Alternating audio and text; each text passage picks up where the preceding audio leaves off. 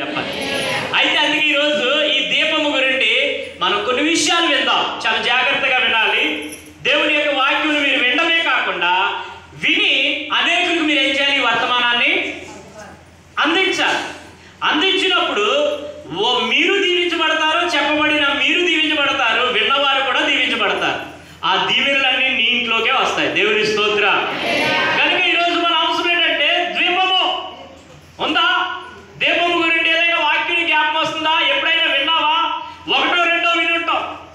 కానీ మొట్టమొదటిగా ఆజ్ఞా దీపము, మొట్టమొదటి దీపం పేరు చెప్పండి అందరూ కూడా. ఆజ్ఞా దీపము ఎక్కడుండి ఉంది ఇది?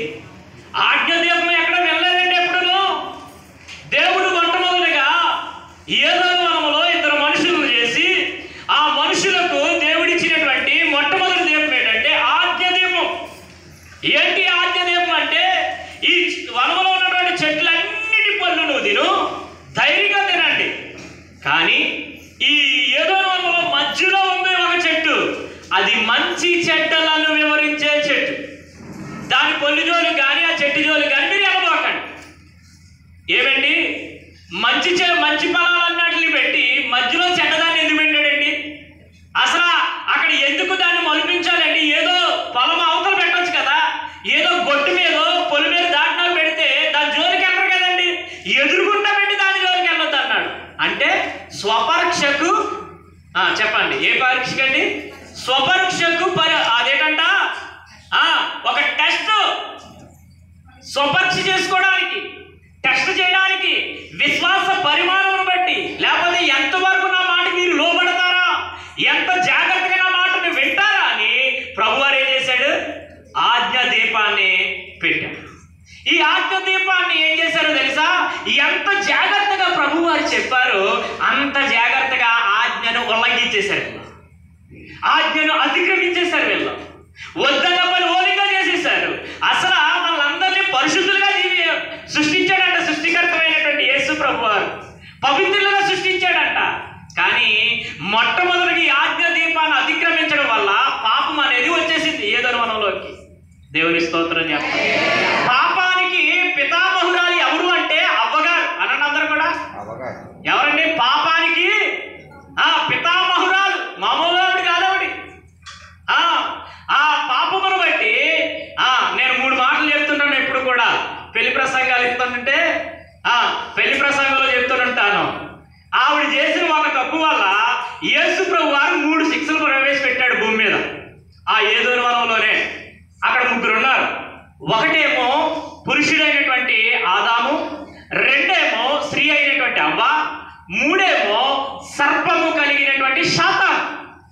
అర్థమవుతుందా? సర్పము రూపంలో ఉన్నటువంటి సాతాను. ఆ ముగ్గురికి కూడా 3 శిక్షలు పెట్టాడు. చెప్తారని వెనకాల మొట్టమొదటిగా మగోడికి దేవుడు పెట్టాడు తిప్పలు అనండి. రెండోది స్త్రీకి పెట్టాడు నెప్పులు అనండి. మూడోది పెట్టాడు సాతానికి కప్పలు అనండి.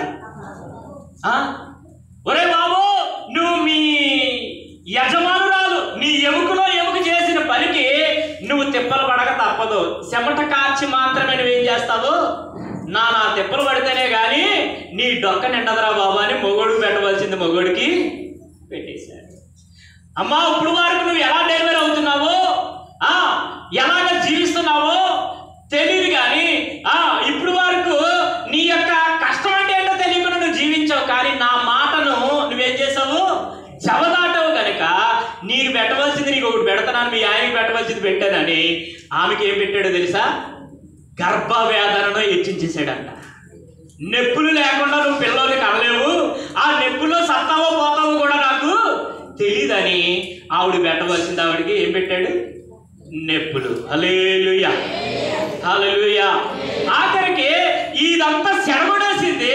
ఒరే బాబు, అక్కడ నీకు సింహాసనం ఇవ్వలేదని నువ్వు ఈ భూమి మీద దిగొచ్చేసి నీతో పాటు కొంతమంది స్నేహితులు తీసుకొచ్చేసి నువ్వు మినిస్ట్రీ స్టార్ట్ చేసావా? మంచి మినిస్ట్రీ స్టార్ట్ చేసావు.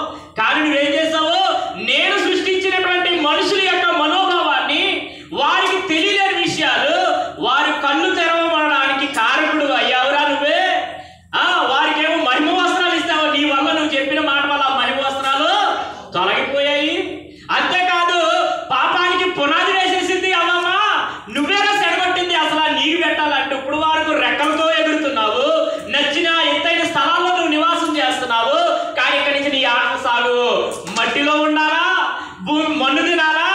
మట్టిలో ఉన్న కప్పలు తినాలరా బాబు అని నువ్వు సాతాను కొడుకు పెట్టవలసింది సాతాను కొడుకు. ఆడు కప్పలు తినమంటే మా సెంట దగ్గరికి వచ్చాడు మొన్న. ఒత్తి ఊరుకోలేదు, ఒకటి వేసేసారు తలకాయ మీద, అలా ఇసిరేసారు గడ్డలోకి. మీరు ఏంటనుకుంటున్నారా? అది ఎక్కడ, అది దేవుడు చెప్పింది ఒకటి, ఆడు చేసింది ఒక్కొక్కటి. ఎప్పుడు దేవుడు మాట వింటో. దేవునికి స్తోత్రం. పిల్లరా, ఈరోజు ద్వీపం, ఆజ్ఞ దీపాన్ని అతిక్రమించిన ఆదాము హవ్వల గురించి ఈరోజు మొట్టమొదట పాయింట్గా మనం విన్నాము. ఈరోజు దేవుని బిడ్డలారా, ఆ ఆజ్ఞ దీపం గురించి దేవాది దేవుడు మనతో మాట్లాడుతున్నాడు. వాక్య భాగంలోనికి వెళ్తున్నాం. దేవుని బిడ్డలారా, నిర్గమకాండం 25వ అధ్యాయము 3వ వచనములో ఒక చక్కని మాటను జ్ఞాపకం చేసుకుందాం. అసలు దీపం అవసరం ఏంటి? నా చిన్నతనంలో నేను విన్నాను ఒక చక్కని మాట. అంటే ఈ మాట కొంతమంది ఇక్కడ ఉన్నటువంటి స్త్రీలైనటువంటి వారి పెద్దవారికి తెలుస్తుందేమో. ఒరే బాబు, ప్రతి ఇంట్లో లోకంలో ఉన్నప్పుడు, ప్రభువు నమ్ముకోలేనప్పుడు ఒత్తి పెడుతుంటారు. ఏం పెడుతుంటారు? ఒత్తి వేస్తుంటారు. సాయంత్రం అవుతులోకి ఏమేం చేయాలా? ఒత్తి వెలిగించాలి. ఒత్తు లేకపోతే మిత్తి వచ్చేస్తుందిరా అనేవారు. నాకు అర్థమయ్యేది కాదు. ఒత్తి లేకపోతే మిత్తి రావడం ఏంటి? ఏమేంటి పప్పులు తింటే వస్తాయి? మీరు చెప్పకండి, మీకు తెలుసు. దేవునికి స్తోత్రం. అర్థమైపోయిన వాళ్ళు అవుతారు, అర్థం కాలేని వాళ్ళు ఆశ్చర్యంగా చూస్తారు. అయినప్పటికీ పర్లేదు, ప్రభువే మీకు తెలియజేయడు గాక. దేవుని బిడ్డలారా, నేను అంటున్నాను కదా, ఒత్తు లేకపోతే మిత్తి వస్తుందంట. మిత్తి అంటే దయ్యం, భూతం. ఎక్కడైతే చీకటి ఉంటుందో, చీకటి ప్రాంతంలో సంచరించడానికి భూతం వలె, లేకపోతే మెకము వలె, లేకపోతే దయ్యం వలె, గాలి వలె అదేం చేస్తుంటుంది? మన గృహాల్లో వచ్చిందంటండి. అందుకనే చీకటిగా ఉండకూడదు ఆ ఇల్లు. అందుకే మన ఇంట్లో అప్పుడు ఎట్టేవారు ఒత్తు. ఆ ఒత్తు లేకుండా వారు పడుకునేవారు కాదు. ఇప్పుడు ఏం చేస్తారు తెలుసా? జీరో లైట్ అనండి. అందరూ కూడా జీరో బెడ్ బల్బ్ వెలిగించకుండా ఒక్కొక్కరికి లైట్ అనిపిస్తే భయం. ఏదోలాగొద్దు చేసే బడ్జెట్గా బలిపడతారు. కొత్త ప్లేస్కి వెళ్తే లైట్ వచ్చమంటారా, లైట్ ఆర్పిమంటారా అని అడుగుతారు. ఏమండి లైట్ ఆర్పితే నాకు నిద్ర లేదండి అంటాను నేను. ఒక్కొక్కసారి నిద్ర రాదండి. కంపల్సరీ వెలుగు ఉండాలి. కిటికీ వెలుగు, లైట్ వెలుగు, లాంతర్ వెలుగు, ఒత్తి వెలుగు, ఏదో కొవ్వొత్తి వెలుగు అన్నా మన గృహాల్లో ఉండాలా. లైట్ లేకపోతే ఏమొచ్చేస్తుంది? ఆడొచ్చేస్తాడు. అవుడాడు అలా అమ్మకొడుక చెప్పండి.